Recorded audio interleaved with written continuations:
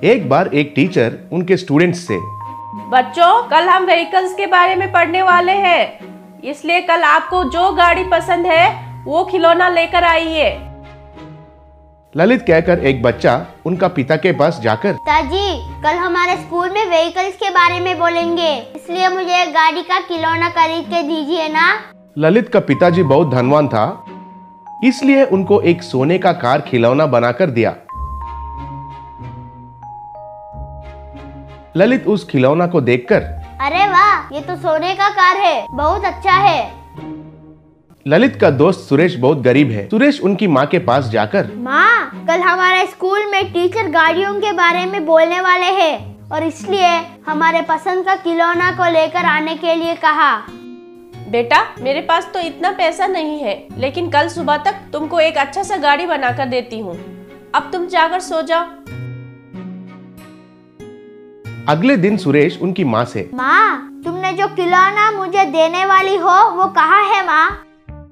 माँ तब उनको एक मैच बक्से से बनाया एक जीप को दिया। उसको देखकर सुरेश, माँ बहुत अच्छा है ये मैच बॉक्स का जीप आइडिया, सुपर। स्कूल में सब बच्चे अपने लाए हुए गाड़ियों को टीचर को दिखा रहे हैं। तब टीचर ललित के पास आकर, ललित ये तो सोने से बना हुआ जैसा है, बहुत अच्छा है।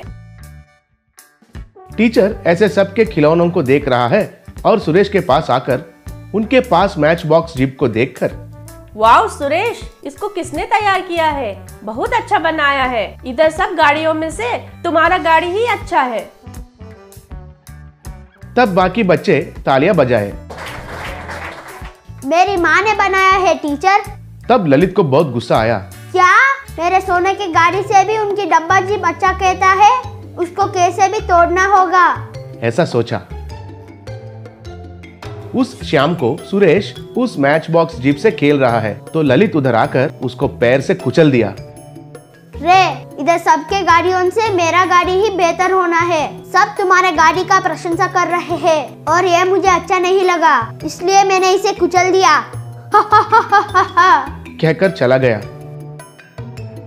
अरे ये तो मेरा जीप को कुचल दिया, मेरी माँ बहुत मुश्किल से इसे बनाया है, अब देखो क्या हुआ। इतने में उधर से एक साइंटिस्ट जा रहा था और उस बच्चे को रोते हुए देखकर उनके पास आया। बेटा क्या हुआ, क्यों रो रहे हो? तब सुरेश जो हुआ उनको बताया।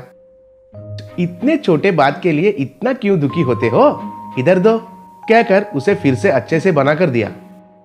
इसको जो भी बनाया है बहुत अच्छा सोच के बनाया है। अंकल फिर से मेरा दोस्त आकर इसे तोड़ देगा तो क्या करना है? अब तुम्हारी प्रॉब्लम मुझे पता चला।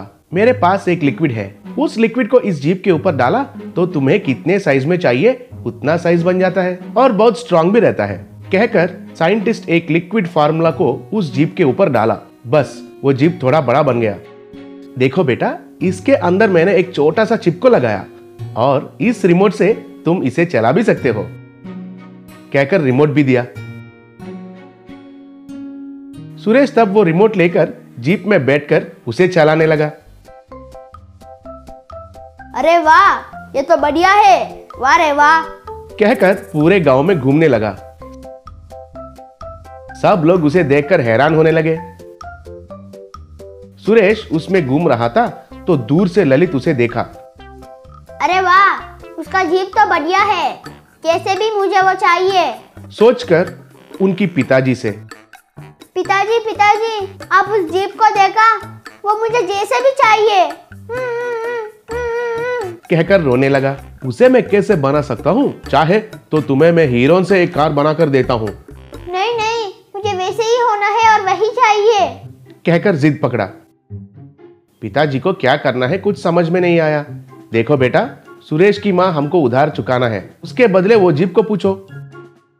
ललित तुरंत सुरेश के घर गया और सुरेश की माँ से, देखिए मेरे पिताजी के पास आपने उधार किया है ना, उसे तुरंत देने के लिए कह रहे हैं, नहीं तो उसके बदले में इस जीप को देने के लिए पिताजी ने कहा। बेटा चाहिए तो तुमको और एक ऐसा जीप बनाकर देती हूँ।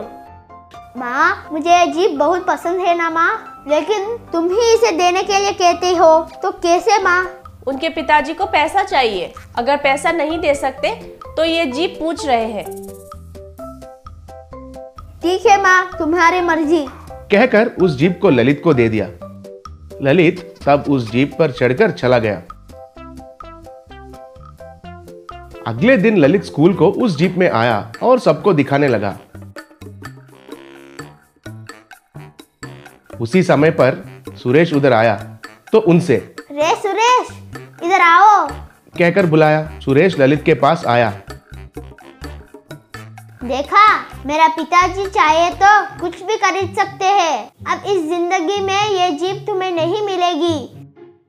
सुरेश तब मन में इसे कैसे भी सबक सिखाना है सोचकर उस शाम को ललित उस जीप में स्कूल से वापस जा रहा था तो सुरेश एक पेड़ के पीछे छुपकर उनके पास जो रिमोट है उसे लेकर ऑपरेट करने लगा।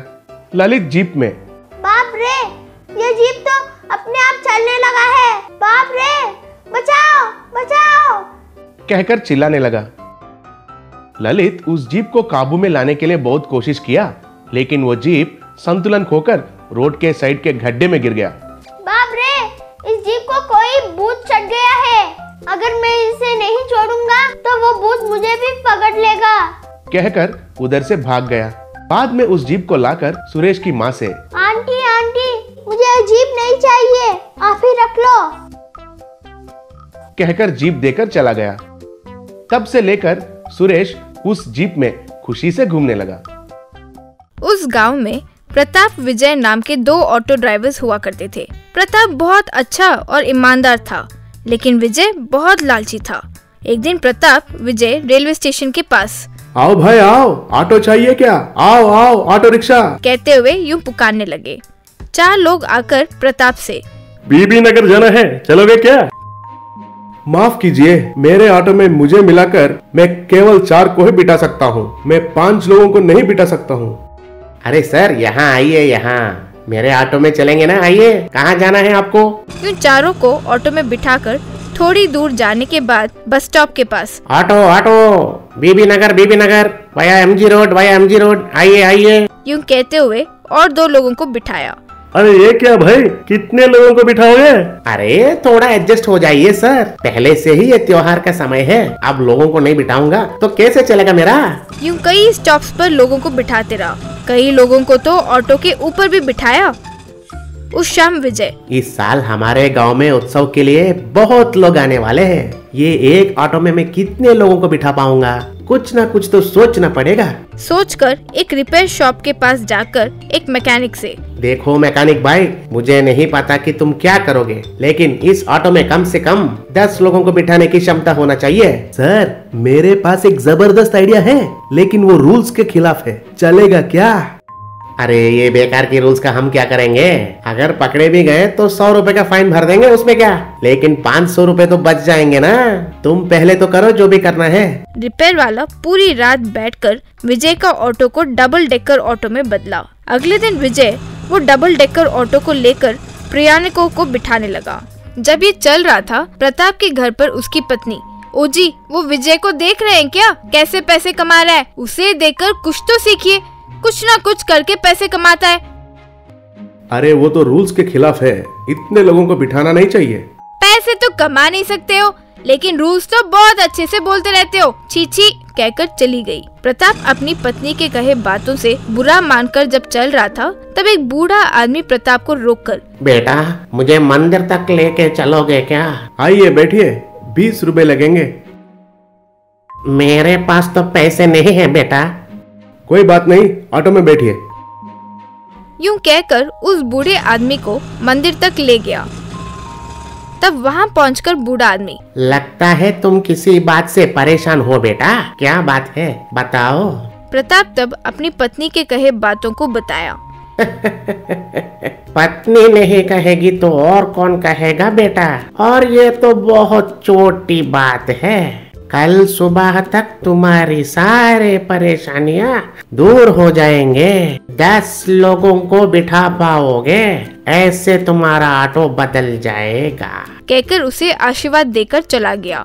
अगले दिन सुबह प्रताप घर के बाहर आकर देखा तो घर के सामने एक बड़ा जायंट ऑटो खड़ा था। प्रताप वो देखकर चकित रह गया।